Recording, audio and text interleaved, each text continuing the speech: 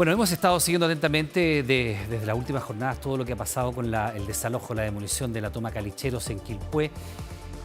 La hija del asesinado empresario Alejandro Correa, Valentina, dijo que el día de ayer no es un día para celebrar, que las autoridades por año no hicieron nada. Nosotros conversamos incluso con la abogada Janet Bruna, quien decía que aquí ha faltado voluntad política. Estamos acá en el estudio con Valentina Correa. Primero que nada, Valentina, buenas tardes, bienvenida y muchas gracias por estar junto a nosotros. Muchas gracias a ustedes, gracias Iván por recibirme. Bueno, tú decías, no es un día para celebrar. Evidentemente no hay mucho que celebrar, sobre todo después de la historia tan brutal, pero al margen de aquello, de que no haya motivos para celebrar, hay motivos para empezar a cerrar un círculo de alguna manera, a cerrar un ciclo de alguna manera. Absolutamente. O sea, esta era la arista que nos quedaba pendiente, ¿no? Yo sé que he sido como muy dura en algunas críticas que le he hecho en este último proceso, pero también estoy en un momento como familia, de cerrar el proceso completo de 5 años, y ahí un momento de reflexión y hacer verdaderos equilibrios. Y hay reparticiones del Estado que hicieron muy bien su trabajo y que también nos permitieron ir cerrando o permitieron vivir el duelo, pero nos quedaba esta lista pendiente, que era importante porque recuperar el terreno tenía que ver con la tierra en sí mismo. Era un símbolo, por un lado, de que el móvil por el cual había sido enviado a matar mi papá no se había cumplido, ¿no? O sea, era matarlo para obtener su terreno. Lo habían logrado matar y también se había obtenido el terreno. Entonces, eso fue por un parte la convicción y la fuerza porque mucha gente te dice, oye, ya los asesinos están en la cárcel, ya se esclareció qué pasó, ya hay una condena, ¿por qué insistir en esto? Bueno, por esto que estoy señalando, y porque también fui sintiendo de que esto se transformó ya no era solamente la causa de la familia Correa, sino que también había un observar ciudadano de cómo accionan las autoridades frente a los temas de los lotes irregulares. En eso mismo, Valentina, ha habido instancias y momentos muy distintos a lo largo de estos 5 años. Por supuesto, el impacto que genera un país y el dolor que genera, por supuesto, en la familia un hecho tan brutal como el sicariato. Lo decíamos ayer, creo que es el primer caso de un sicariato en nuestro país por razones estrictamente económicas, no por un ajuste de cuentas entre bandas rivales o un hecho de esas características. Primero, esa brutalidad. Pero también en el camino, las autoridades incluso llegaron a decir que era responsabilidad de los privados desalojar. ¿Cómo ustedes han vivido estos 5 años con los momentos tan distintos, además, que se han producido? Sí, bueno, sí, excelente pregunta. Yo creo que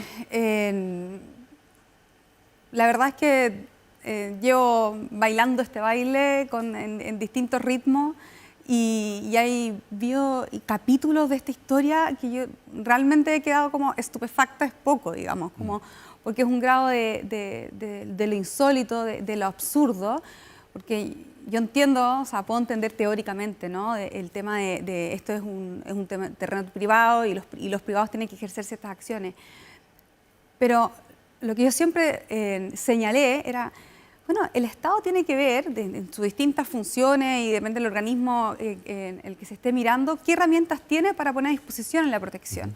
En este caso, el Ministerio de Vivienda, porque la resolución que hoy día permitió la demolición fue el Ministerio de Vivienda, que estaba descansando bajo un escritorio desde el 2021, esto se podría haber ejecutado hace 3 años atrás, era precisamente una manera de que el Estado se pusiera entre la familia y los ocupantes. Porque lo que me estaba diciendo el ministro Montes no era un señalar cualquier cosa, bueno, esto es un asunto entre vecinos. Era ponerlo a ustedes como contra un grupo de personas que en la génesis además al menos algunos de ellos, al menos uno de ellos, con certeza, había matado a mi padre. Entonces a mí lo que se me estaba solicitando era de que yo, la misma demanda civil que puso mi papá y que terminó con su resultado de muerte, yo le hiciera con un grupo indeterminado y desconocido de personas. Entonces, cuando a mí el ministro Montes y otras autoridades me decían, tienes que hacer eso, porque esa es la vía legal, yo decía, pero me estás pidiendo que haya otro mártir en mi familia, o sea, al fondo, ¿cómo no va a haber otra opción dentro de nuestro marco legal que nos permita proteger? ¿Hubo desprotección del Estado hacia ustedes? ¿Abandono? ¿Qué es lo que hubo? A lo mejor falta de empatía. Porque cuesta entender, o sea, la verdad es que el mismo ministro tuvo que retroceder un poco en esas declaraciones. Pero habiendo pasado todo este tema, ¿ustedes cómo ven esto? ¿Qué es lo que ocurre? ¿Falta de voluntad política, desprotección, abandono, indolencia? Falta de voluntad política, seguro. Falta de olfato político, esta es mi interpretación, también lo creo.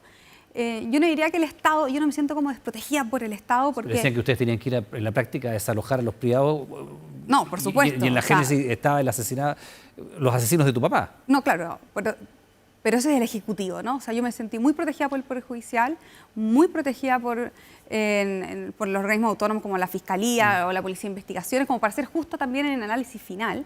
Pero sentí una indolencia por parte del Ejecutivo, o sea, cuando yo logro aproximarme al segundo piso de la moneda y le expongo esta situación y le digo también, les expongo que para mí era una oportunidad también política, es decir, este no era cualquier caso, había un sicariato de por medio, había crimen organizado, narcotráfico, lote irregular, o sea, distintas tomas, era acotado si lo comparamos con San Antonio. Entonces había una oportunidad también ahí de demostrar al país que este es un Estado administrado por un gobierno que era capaz de solucionar y mandar una señal muy clara. Y la respuesta fue, esto es un asunto privado. Entonces, al final demostramos, y esto también lo señalaba en otros espacios, de que agradecer a quienes nos acompañaron en el proceso de hacer lo posible y a los que no, les demostramos que sí era posible. ¿En qué momento se produce este punto de inflexión donde los hechos empiezan a torcerse de la manera que venían? Es decir, cuando esto que parecía imposible, que el campamento no se iba a desalojar, que a ustedes les decían que era responsabilidad de los privados, que era un tema entre privados, ¿en qué momento empieza a producirse ese punto de inflexión y a cambiar el curso? Porque este fallo de la Corte de Apelaciones lleva más de un año. Sí, ya más de un año pendiente. Y faltaba una firma, y luego faltaba la licitación, y luego faltaba la empresa que se era responsable. Da la impresión de que era como una suerte de pasarse la pelota entre un estamento a otro. ¿Cuándo se produce el cambio? ¿Cuándo se empieza a abrir o cuándo tú empiezas a ver una solución a esto? O sea, cuando el año pasado, como te decía, esto se podría haber resuelto hace 3 años porque es la misma orden de demolición en el escritorio de la Seremi Minbu de Valparaíso. Lo tuvimos que llevar a tribunales porque en el fondo hoy día el ministro Monte, y lo señala él porque es la autoridad política de la cartera correspondiente, dice, nosotros estamos cumpliendo una sentencia. Usted no está cumpliendo, sí, está cumpliendo una sentencia, pero esto, si usted lo hubiese querido hacer, lo hubiese podido hacer hace unos años atrás. ¿Qué cambió de 1 o 2 meses atrás? Esta es mi interpretación, pero yo siento que al llegar uno en desacuerdo, o sea, no llegar a un acuerdo con el tema de la toma de San Antonio, que es compleja, no sé cómo se puede resolver. Otra dimensión. Otra dimensión, son 10.000 personas. familias. Yo creo que también en una situación, bueno, también tenemos que dar un poco una señal que algo sí tenemos capacidad, porque fue de una semana a otra, y yo creo que ayudó muchísimo, fue que nosotros fuimos a reunirnos con la Contralora General de la República, con Dorothy Pérez, quien también le señalamos que esto genera también un perjuicio a las arcas del fisco, porque hoy en día los terrenos que están tomados, y esto también fue algo que empujamos y algunos parlamentarios nos ayudaron, pagamos menos contribuciones de aquellos terrenos que no están tomados. Tiene sentido. Antes, al inicio yo pagaba la totalidad de las contribuciones, después logré una rebaja, pero eso hace que el Estado, si no acciona frente a las tomas, lo que está haciendo es perjudicar sus propias arcas fiscales. Entonces también esto ha requerido mucho, Iván, de creatividad, sí, que no me ese argumento, claro, ese argumento puede ser el más lateral para llegar a una solución de fondo, o sea, decir, el Estado está recaudando menos contribuciones porque mi predio está tomado. Exacto, pero ese fue un argumento que puede ser interesante a la Contraloría, digamos. Acto seguido, o sea, 24 horas después de la Junta con la Contralora, el Ministerio asigna el recurso para la demolición.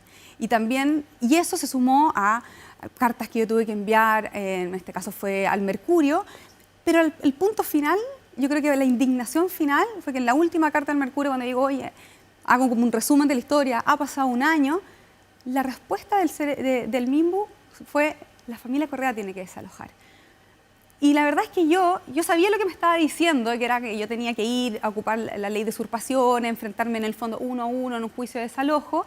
Yo lo entendí de esa manera porque estoy muy involucrada en el caso, pero no era lo que literalmente estaban diciendo. Lo que literalmente estaban diciendo era que yo, Valentina, fuera casi como casa por casa. Y eso fue, yo ni siquiera tuve que salir a ningún medio, fue como automáticamente los medios de comunicación y también las redes sociales como que se incendiaron, y yo creo que también fue un punto como, a ver, ya no tenemos excusa, y yo también quería poder terminar esto antes de que terminara o sea, que terminara este ciclo del gobierno, porque yo ya había empezado en el gobierno anterior y dije, voy a pasar 3 gobiernos en esto, o sea, ¿por qué?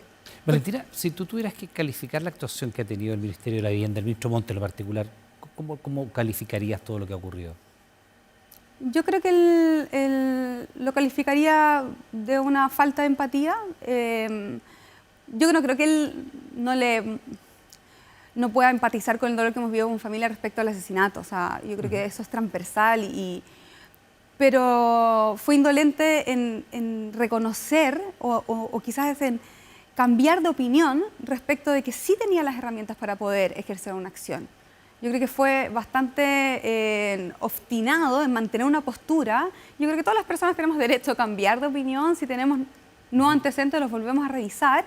Y yo creo que, o sea, la verdad es que me gustaría que él respondiera porque nunca ha tenido una respuesta muy profunda, sino más bien ha señalado que yo no conozco mucho el caso. Entonces también llega un punto de decir, ya, el año 1 del gobierno sí, pero ya estamos finalizando, ha habido un fallo de la Corte, yo creo que ya... mire, yo no quiero tener a esta altura un enfrentamiento con el ministro Monte, yo estoy cerrando, también debo reconocer que hay funcionarios que han hecho que la demolición funcione, estuvo a cargo de ellos en Quilpué y resultó un proceso pacífico, ordenado, eso lo reconocemos, lo agradecemos. Y que bueno, las reflexiones queden también para ellos y qué aprendizaje pueden tomar de esto y Valentina, no ocurrir. Hablando con tu abogada, ya ha dicho que han pedido, y ha salido en distintos medios, una reunión con el fiscal nacional, Sí. que todavía no se materializa, entiendo. No, todavía no. Ya, y entiendo que hay antecedentes que entregar. ¿Por qué lo pregunto? Porque, por ejemplo, el abogado que defiende a alguna de las familias de esta toma Calicheros también defiende a algunas familias de la toma de San Antonio. Algunos, comillas, dirigentes que han participado de esta toma también se han visto en la otra toma de San Antonio. ¿Hay alguna vinculación, algún nexo que ustedes hagan? Porque hay distintos análisis que dicen que son las mismas personas que andan de alguna manera rondando en la zona y que podrían incluso tener algún beneficio de carácter económico. ¿Para qué quieren una reunión con el fiscal nacional? ¿Qué antecedentes le van a entregar o por qué querrían que el fiscal nacional conociera algo que ustedes conocen?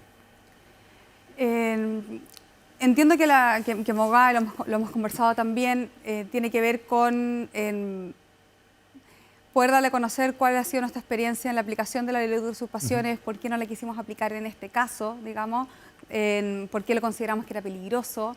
Y también hay una situación particular que no es la nuestra, digamos, pero cuando estos asentamientos son catastrados como campamento, la ley de usurpaciones no funciona de la misma manera. Entonces, esto, como a propósito de lo que señala estos asesores de toma, también se aprovechan de estos vacíos y generan esta expectativa. ¿Y cómo podemos hacer que quizás no es la ley de usurpaciones propiamente tal, pero el loteo, o sea, el delito por loteo irregular tiene una pena muy baja? Yo la tuve que utilizar hace 2 años atrás para condenar al loteador, Luis Alarcón, que ya terminó su condena en libertad. Y creo que también se puede transmitir nuestra experiencia de cómo logramos ese fallo, que fue también inédito en el país porque pocas personas persiguen estos delitos. Ya, fíjate, conversando con el delegado provincial de Marga Marga, él nos decía, antes de ayer en la Radio Universo, que dentro del catastro de las familias, de las 38 iniciales, al menos habría 7 que son propietarios de vivienda, es decir, no son personas que no tuvieran una propiedad. De hecho, la alcaldesa de Quilpué nos decía que hasta hoy día en la mañana, por lo menos, no sé si habrá variado, ninguna de las personas desalojadas en la toma fue a los albergues habilitados. ¿Qué les dice a ustedes como familia eso? Bueno, era parte de nuestra intuición, ¿no? De que acá, más que una toma por necesidad, es una toma de carácter mixto. Desconozco la situación particular de cada uno, pero sí creo que podemos hablar de que hay una especie de inmobiliaria ilegal, que también existe consultora pyme, ¿no? Que está conformada por este abogado y cuantos otros, y estos asesores de toma que efectivamente lo hemos visto, o sea, que se van moviendo y van lucrando con la ignorancia y la pobreza de las personas. O sea, y eso también, o sea, para mí, eso no me es indiferente de que los abogados en este caso manipularon, engañaron a la gente, alguna de las personas que podrían haber sacado sus cosas hace 2 semanas atrás, diciéndoles que iban a poner más recursos y que no había ninguna posibilidad de que esto ocurriese. Entonces, que yo creo que ahí también hay que poner un acento. O sea, se levantó también, a raíz de nuestro caso, en una situación que quizás hay que configurarla como delito, y eso también a propósito de la reunión con el fiscal, y quizás también lo podemos hacer con legisladores, de cómo de una forma rápida, ágil, sin una nueva ley, con pequeños ajustes, podemos también actualizar la norma, porque se ha ido complejizando estos fenómenos de loteos irregulares. Ahora, porque evidentemente no se puede generalizar y habrá gente que tenga la necesidad y puede haber caído en la toma precisamente por no tener dónde vivir. Pero incluso se registraron algunas personas que viven en Santiago y iban los fines de semana, personas que venían de la región de Los Ríos, personas que venían de distintas comunas de la región de Valparaíso. Pero te quiero preguntar porque en medio de todo lo que fue el desalojo y la demolición, hubo declaraciones de algunos de estos pobladores que fueron muy duras hacia ustedes como familia. No sé si las has escuchado o me imagino yo, y no solo duras como familia, sino que también despectivas hacia la figura de tu papá asesinado. Alguna vez habló de el finado, otros dijo acá los ricos, acá el derecho no nos escucharon nosotros, nuestro derecho, los ricos impusieron, se arreglaron entre ellos. Al margen de la situación socioeconómica, ¿qué pasa con ustedes como familia cuando escuchan este tipo de declaraciones? Porque, insisto, debe ser muy duro escuchar que se refieren esos términos a tu papá asesinado. Es parte de la cruzada, ¿no? En este tiempo también, por ser vocera, he tenido que recibir ataques. Se me ha acusado a yo misma de haber encomendado el crimen de mi papá, por ejemplo, digamos. O sea, ha sido cosa de esa dureza. En redes sociales. En redes sociales, digamos. Claro, yo entiendo que ante el dolor y la frustración de quizás tú hiciste una apuesta, todos reconocían que el terreno no era de ellos. Sí. O sea, eso era algunos decían que querían comprar, otros... Pero todos sabían que legal no era. Yo creo que la apuesta, algunos hicieron una apuesta de que como había resultado en otros lugares, al final nosotros como familia íbamos a terminar cediendo, lo que... A mí me parecía, o sea, yo nunca estuve abierta a esa posibilidad porque era una negociación con la pistola en la mesa y no era justo también con las personas que llevan años esperando un subsidio habitacional y vienen otras a saltarse la fila, por si queremos hablar de justicia, ¿no? Entonces, para mí, claramente que yo entendí desde que llegó esa bala a mi casa que la maldad que yo veía por fuera estaba más cerca que fuera, digamos. Entonces, hay distintas tonalidades de la maldad. Yo, desde ese lugar, entiendo que hay gente que pueda tener esa rabia y pueda ser tan cruel sus declaraciones, pero también me quedo con, si son 150 familias, 2 o 3 hicieron estas declaraciones, hay 140 y tantas que han salido como de forma muy silenciosa, como respetuosa. Entonces, ¿esto qué me dice? Confirma mi teoría de que hay más gente buena que mala y yo me he sentido mucho más respaldada. Lo comentaba hoy día que yo soy de las pocas personas que entra a Twitter y sale con mejor autoestima de cuando lo abrí, digamos. Y entonces ese como apoyo, esa como bondad también ha sido un motor para toda esta cruzada. Valentina, en medio de todo este proceso, en algún momento incluso tú fuiste a terreno junto con el gobernador y allí se hizo un anuncio en un punto de prensa, lo recuerdo claramente, donde se decía que se iban a construir viviendas sociales. ¿Qué pasó con eso? ¿Fue un anuncio? ¿Había algo serio detrás de eso? ¿Fue solamente una cosa pasajera? ¿En qué quedó? Fue muy serio, fue muy serio. Este fue un sueño, ¿no? Cuando yo dije, bueno, ¿y qué pasa si este terreno lo transformamos realmente en una puerta a la ciudad? Yo no soy arquitecta, no soy planificadora urbana, entonces me junté con gente muy buena, en este caso fue Huella Local, se dedica a estos temas, y trabajamos con la Secretaría de Planificación de la Municipalidad, con la exalcaldesa, durante un año. Esto en paralelo a mi trabajo, a los juicios, etcétera, ir a Quilpué, sentarse con los equipos, y acordamos un gran plan maestro, ¿no? Que podía cambiar. Entonces, las zonas que no eran de riesgo, proponer un cambio de uso de suelo para que se fueran viviendas sociales. Bueno, toda una propuesta. Cuando la tuvimos bastante afinada, se la fuimos a presentar al Consejo Regional. Y fue aprobada unánimemente en el sentido de nos interesa, ¿no? O sea, nos interesa evaluarlos técnicamente y seriamente. Se lo presenté al gobernador, fuimos 2 veces. ¿El gobernador Mundaca? El gobernador Mundaca, en su primer mandato. También le gustó la idea, estaba la alcaldesa, y la alcaldesa decía, al margen de la situación de Valentina, que empatizamos, nos interesa, necesitamos espacio. El Servio no compra terrenos para hacer viviendas sociales hace años en esta comuna. Visitamos, el gobernador Mundaca fue el único que fue conmigo al terreno. Visitamos el terreno con el plano, no sé si te acuerdas, como el mono, digamos.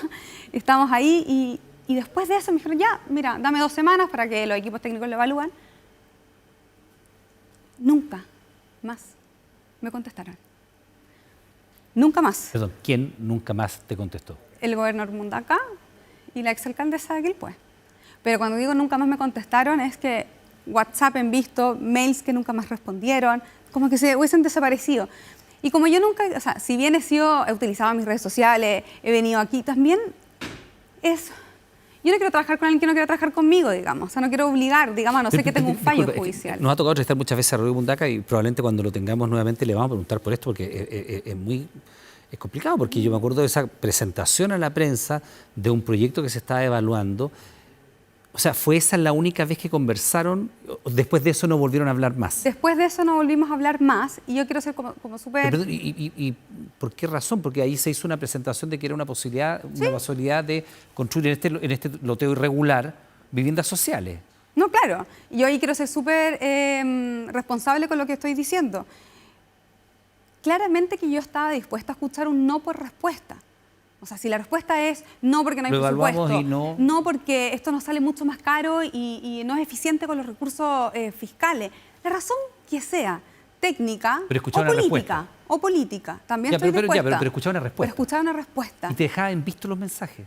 No el gobernador Mundaca, yo nunca hablaba directamente con él, pero su jefe de gabinete y sus asesores, y sí los correos, donde si había una cadena de correo donde estábamos, yo preguntando y hubo, o sea, no hubo ninguna respuesta y no tengo miedo en decirlo, y si me está viendo los asesores de Mundaca saben que esto es cierto, y la verdad que no quise hacer una acusación ¿Pero pública. te sentiste manipulada o utilizada en ese momento? Porque se veía como una solución eventual, porque el problema real de necesidad en este país ha hecho que el gobierno decrete y determine que hay una emergencia habitacional. Sí. De hecho, es la realidad. Hoy día tenemos más campamentos que hace 30 años en Chile.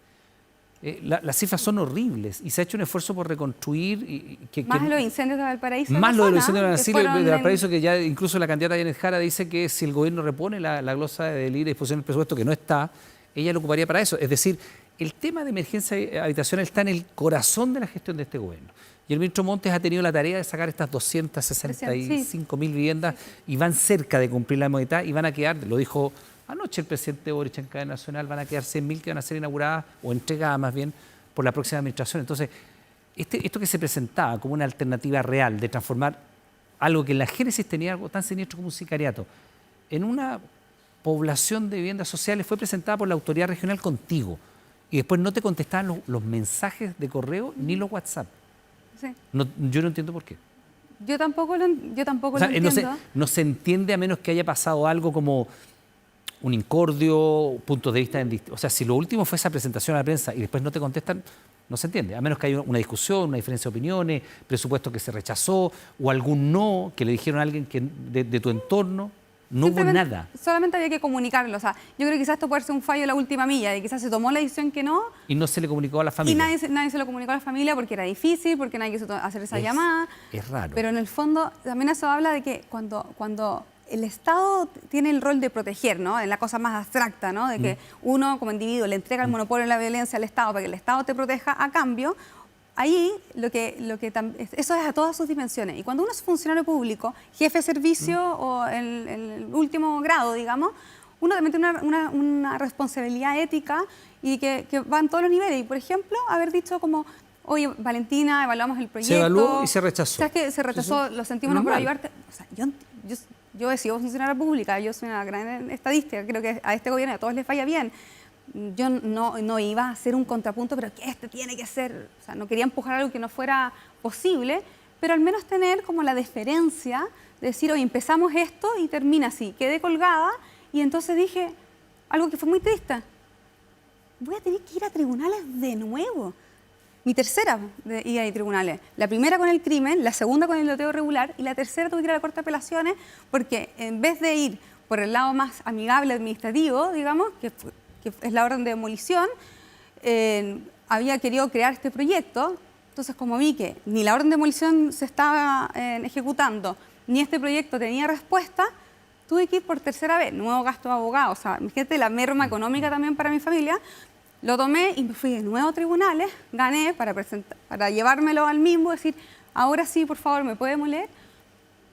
Entonces, bueno, las cosas son como son, el ciclo se termina acá, no se pudo hacer ese proyecto, nosotros vamos a acercar, vamos a vender y que a todos nos vaya muy bien, que le vaya bien al gobernador Mundaca, al ministro Monte, y nosotros cumplimos nuestra parte, creo que hicimos un punto, aportamos a que el Estado de Derecho se fortalezca y para mí eso es más que una batalla ganada. Valentina, mira, si no estuviera el sicariato de tu padre, la pregunta no tendría ninguna validez, pero dado que aquí esto se genera con un acto de violencia brutal y hubo un desalojo por la fuerza, la gente no salió de manera voluntaria, hubo un fallo judicial de la Corte de Apelaciones que después de un año se ejecuta y esto tuvo que hacerse con la fuerza pública, con carabineros, hubo agentes de diálogo, solo una persona detenida, en términos generales salió bien, pero hubo que hacerlo con el mandato judicial respaldado por la fuerza.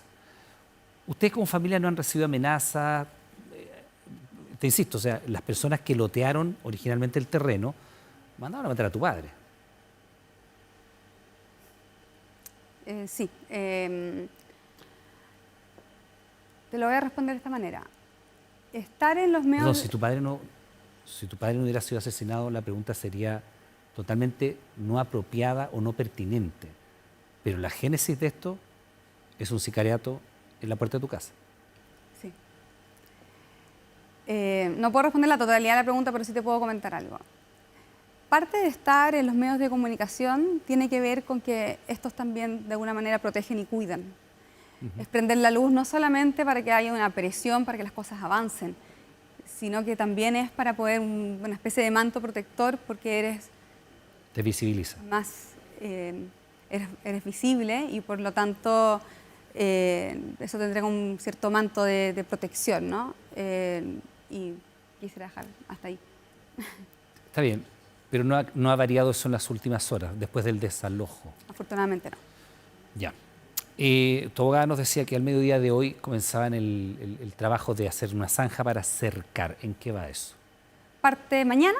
Parte mañana. Que es en paralelo el trabajo que se está haciendo de recogida de escombros, que eso está a cargo el Servius, parte del contrato de licitación, digamos, y parte de nosotros también tenemos responsabilidad. Sí, la responsabilidad de ustedes es mantener cercado. O sea, ustedes como propietarios tienen la responsabilidad legal de mantener cerrado el terreno. Claro, entonces eso lo vamos a cumplir, digamos, y va a comenzar a partir de mañana. Desconozco si se demorará 2 o 3 días, no sé cuánto, digamos, pero estamos en ello. ¿Hay algún interesado en este terreno? Aparte de ustedes que han hecho esta batalla judicial enorme, sobre todo por el tema de la familia, pero... Sí, han habido durante el... ¿Hay particulares interesados o alguna repartición pública? Tu abogado no sé que sería ideal, por ejemplo, que hubiera algo así como un cuartel policial o un terminal de buses o alguna actividad de esas características. Claro, porque es un terreno que tiene 3 hectáreas, y está al lado de la carretera. Está al lado de la carretera, muy cerca aquí el puente, Quilpué y Viña. Actualmente el uso de suelo, que nosotros no pretendemos cambiarlo, es que tenga el mismo, que es de equipamiento mayor, se pueden hacer centros de distribución, hoteles, universidades, una serie de cosas.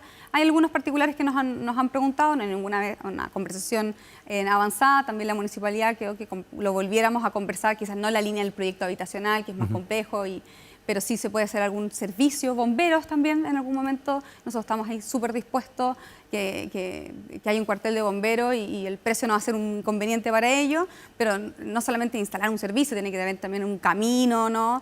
Y eso tiene que haber una voluntad política, en este caso al menos del municipio. Entonces, eso ahora es como el foco final, que ya es un foco más tranquilo, un foco menos mediático también, porque después de 5 años de estar aquí, yo no puedo creer, o sea, esto es como un día a la vez, pero cuando después llegas al día más o menos final, dices, han sido muchos un día a la vez, digamos, y yo creo que también es un momento, yo esto lo he señalado, yo he estado escribiendo bastante. ¿Escribiendo qué? Estoy escribiendo respecto como son ensayos testimoniales, reflexiones respecto a lo sucedido, que por una parte tiene que ver con el delito, con el sicariato, el por qué el hombre mata al hombre, digamos, pero también hay unas gran ¿Es para publicarlo? Capítulo. Podría publicarse, sí, y hay un gran capítulo que tiene que ver con la desidia del Estado, ¿no? Entonces también creo que para mí se me viene otra etapa, que es como de procesar, de poder como reflexionar. Yo soy socióloga de formación, entonces necesito comprender, ¿no? O sea, que no justificar, sino como para poder bueno, comprender por qué pasa lo que pasa y así también contribuir, yo soy amante de la política pública, contribuir a la política pública en el lugar en el que esté. Valentina Correa, primero que nada te quiero dar las gracias por estar junto a nosotros. Que les vaya muy bien y vamos a estar en contacto. Muchas gracias a ustedes. Que esté muy bien. Gracias por todo el apoyo en todos estos años. Sí, que han sido 5. Largos, Largos. duros.